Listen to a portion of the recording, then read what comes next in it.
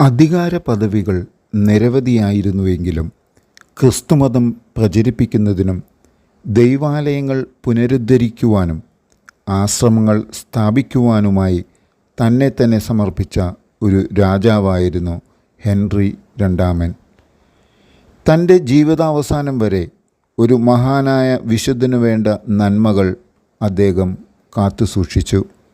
തൻ്റെ ഭാര്യയായിരുന്ന കുനെഗുണ്ടായോടൊപ്പം വിശുദ്ധനാണ് ബാംബർഗ് രൂപത സ്ഥാപിച്ചത്. 1024 വിശുദ്ധൻ മരിച്ചപ്പോൾ വിശുദ്ധനെ അവിടുത്തെ കത്തീഡ്രലിലാണ് അടക്കം ചെയ്തത്. 15 വർഷങ്ങൾക്ക് ശേഷം അദ്ദേഹത്തിൻ്റെ ഭക്തിയായിരുന്ന ഭാര്യയെയും വിശുദ്ധൻ്റെ സമീപം തന്നെ അടക്കം ചെയ്തു. ബാവരിയയിലെ നാടുവാഴിയും ജർമ്മനിയിലെ രാജാവും റോമൻ ചക്രവർത്തിയുമായിരുന്നു വിശുദ്ധൻ. പക്ഷേ താൽക്കാലികമായ ഈ അധികാരങ്ങളിലൊന്നും സംതൃപ്തി വരാതെ അനശ്വരനായ രാജാവിനോടുള്ള പ്രാർത്ഥന വഴി നിത്യതയുടെ കിരീടം നേടുവാനാണ് വിശുദ്ധൻ ആഗ്രഹിച്ചത്. ഒരു ചക്രവർത്തി എന്ന നിലയിൽ ക്രിസ്തുമതം പ്രചരിപ്പിക്കുവാനായി വിശുദ്ധൻ വളരെയേറെ ഉത്സാഹത്തോടുകൂടി പരിശ്രമിച്ചു.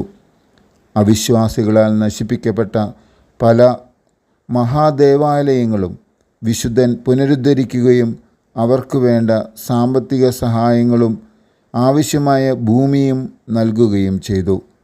ആശ്രമങ്ങളും മറ്റ് ഭക്തസ്ഥാപനങ്ങളും വിശുദ്ധൻ സ്ഥാപിക്കുകയും മറ്റുള്ളവയുടെ വരുമാനം വർദ്ധിപ്പിക്കുകയും ചെയ്തു. തൻ്റെ സ്വന്തം കുടുംബസ്വത്ത് കൊണ്ടാണ് വിശുദ്ധൻ ബാംബർഗിലെ രൂപത ഭരണകാര്യാലയം നിർമ്മിച്ചത്. പാപ്പായോട് വളരെയേറെ വിധേയത്വമുള്ളവനായിരുന്നു വിശുദ്ധൻ. ഹെൻറിയെ ചക്രവർത്തിയായി അഭിഷേകം ചെയ്ത ബെനഡിക്റ്റ് എട്ടാമൻ വിശുദ്ധൻ്റെ പക്കൽ അഭയം തേടിയപ്പോൾ വിശുദ്ധൻ അദ്ദേഹത്തെ സംരക്ഷിക്കുകയും അദ്ദേഹത്തിൻ്റെ സഭാധികാരം തിരികെ കൊടുക്കുകയും ചെയ്തു. മോണ്ടെ കാസിനോ ആശ്രമത്തിൽ വെച്ച് വിശുദ്ധന് കലശലായ രോഗം പിടിപെട്ടപ്പോൾ വിശുദ്ധ ബെനഡിക്റ്റാണ് അദ്ദേഹത്തെ അത്ഭുതകരമായി സുഖപ്പെടുത്തിയത്. കത്തോലിക്കാ സഭയുടെ സംരക്ഷണാർത്ഥം വിശുദ്ധൻ ഗ്രീക്കുകാർക്കെതിരെ യുദ്ധത്തിന് പോലും സന്നദ്ധനായി. അതേ തുടർന്ന് അബുലിയ കീഴടക്കുകയും ചെയ്തു. എന്തു കാര്യം ചെയ്യുന്നതിന് മുമ്പ് പ്രാർത്ഥിക്കുന്ന പതിവ് വിശുദ്ധനുണ്ടായിരുന്നു. പല അവസരങ്ങളിലും കർത്താവിൻ്റെ മാലാഖമാരും രക്തസാക്ഷികളും തൻ്റെ മാധ്യസ്ഥരും തനിക്ക് വേണ്ടി സൈന്യത്തിന് മുമ്പിൽ നിന്ന് യുദ്ധം ചെയ്യുന്നതായി വിശുദ്ധൻ കണ്ടിട്ടുണ്ടെന്ന് പറയുന്നു. ഇത്തരത്തിലുള്ള ദൈവിക സഹായത്തോടെ അവിശ്വാസികളുടെ രാജ്യങ്ങളെ വിശുദ്ധൻ ആയുധത്തെക്കാളുപരിയായി പ്രാർത്ഥന കൊണ്ട് കീഴടക്കി. ഹംഗറിയും ആ സമയത്ത് അവിശ്വാസികളുടെ രാജ്യമായിരുന്നു. പക്ഷേ ഹെൻറി തൻ്റെ സഹോദരിയെ അവിടുത്തെ രാജാവായിരുന്ന സ്റ്റീഫന് വിവാഹം ചെയ്തതോടെ അദ്ദേഹവും ജ്ഞാനസ്നാനം സ്വീകരിക്കുകയും അതേ തുടർന്ന് ആ രാജ്യം മുഴുവനും ക്രിസ്തീയ വിശ്വാസത്തിലേക്ക് വരികയും ചെയ്തു. വിവാഹിതനായിരുന്നുവെങ്കിൽ പോലും ഹെൻറിയുടെ വിശുദ്ധിക്ക് യാതൊരു കളങ്കവും സംഭവിച്ചിരുന്നില്ല. വിശുദ്ധൻ്റെ മരണത്തോടെ അദ്ദേഹത്തിൻ്റെ പത്നിയും കന്യകയുമായിരുന്ന വിശുദ്ധ കുനിഗുണ്ട സ്വന്തം ഭവനത്തിലേക്ക് പോയി.